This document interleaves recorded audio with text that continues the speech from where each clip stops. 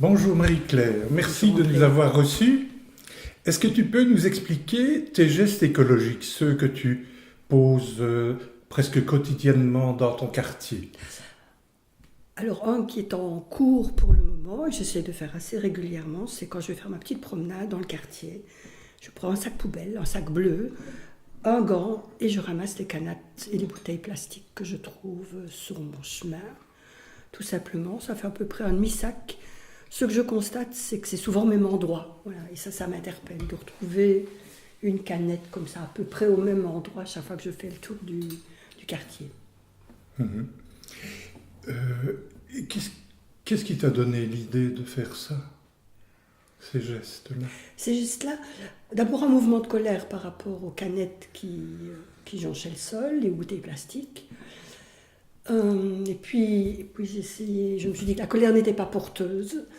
Et je me suis dit que tout compte fait, j'avais envie que l'environnement soit propre, qu'il y avait des petits bouts ici, que j'avais moi-même des petits-enfants, et que c'était une façon de contribuer à la façon du colibri, un peu à la propreté de la planète, simplement. Donc tu fais ta part, comme le colibri. J'essaie, comme le colibri, voilà, simplement. Mais j'aimerais bien aussi te poser une question à propos d'un concept que tu as imaginé avec d'autres et que tu as appelé le sel à deux. Qu'est-ce que c'est? Alors imaginez, je pense que ça est venu d'un besoin. Avec une amie, nous vivons seuls toutes les deux, nous avions des travaux peinture à faire. Et un jour, nous nous sommes dit que nous allions unir nos efforts et que 1 plus 1, ça faisait quand même plus que 2. Et que le fait de travailler ensemble, c'est plus gai et puis on avance plus vite. Et je me suis rendu compte qu'il y a 4 expériences qui sont très différentes et enrichissantes. Alors la toute première expérience, c'était vraiment avec cette amie-là, ça est venu comme ça, parce qu'on avait vraiment beaucoup de travaux à faire. On a listé les travaux qu'on devait faire, on a fait 2 colonnes, colonne Marie-Claire, colonne Yvette, et on a décidé de travailler un jour chez une, un jour chez l'autre. Tout était bien listé. On a essayé de veiller à une équité au niveau de la durée, et surtout à une fois chez une fois chez l'autre, pour que ça soit équilibré. Et on a tenu le coup comme ça 2 ans à faire des travaux l'une pour l'autre et ça se passait plutôt bien. Et puis ça a été un petit peu tombé à l'eau parce qu'on avait moins de travaux. Et là, on va essayer de s'y remettre à partir du mois d'octobre. Voilà un petit peu la première chose, le premier projet. Et puis j'ai eu la chance de rencontrer quelqu'un au GAC à Grasse-Sologne, le GRAC des 3C. Et là, on a essayé de mettre en selle. Ça s'est appelé un selle à 2. Pourquoi? Parce qu'on était 2 à essayer de le mettre sur pied. Comme la personne était différente et que le rapport avec la personne fatalement était différent, le concept a été légèrement différent aussi.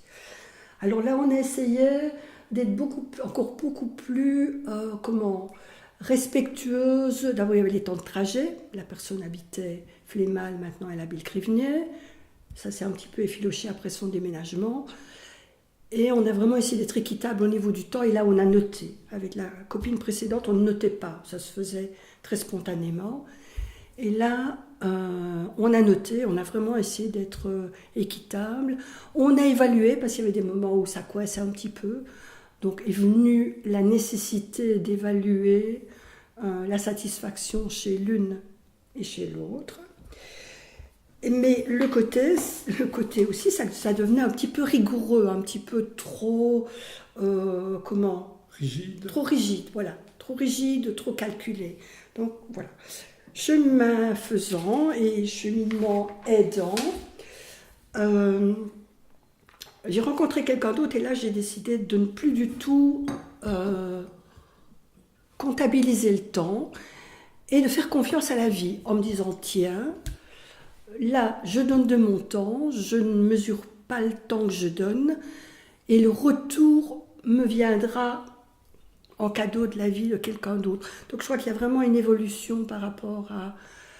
Ça dépend des personnes, ça dépend de l'évolution, ça dépend de la réflexion, ça dépend de pas mal de choses. Et il y a une autre personne aussi où là, de façon vraiment très spontanée, il n'y a ni calcul, mais ça se fait très spontanément, très, très intuitivement. On arrive à trouver, je pense à Janine, on arrive à trouver un équilibre comme ça où elle est très contente. Et moi, j'ai vraiment été très contente parce que j'avais vraiment besoin de quelqu'un à un moment donné. Et je pense que peut-être ce besoin que j'avais de quelqu'un à un moment donné pour des choses vraiment très ponctuelles m'a permis de passer à « Ok, je fais confiance à la vie, il y aura bien quelqu'un qui, à un moment donné, me fera le retour de ce que je peux apporter, de ce que je peux rendre comme service. » Voilà, Merci tout simplement. beaucoup. Merci et à une prochaine fois. Une Au revoir prochaine fois. Marie-Claire. Au revoir André.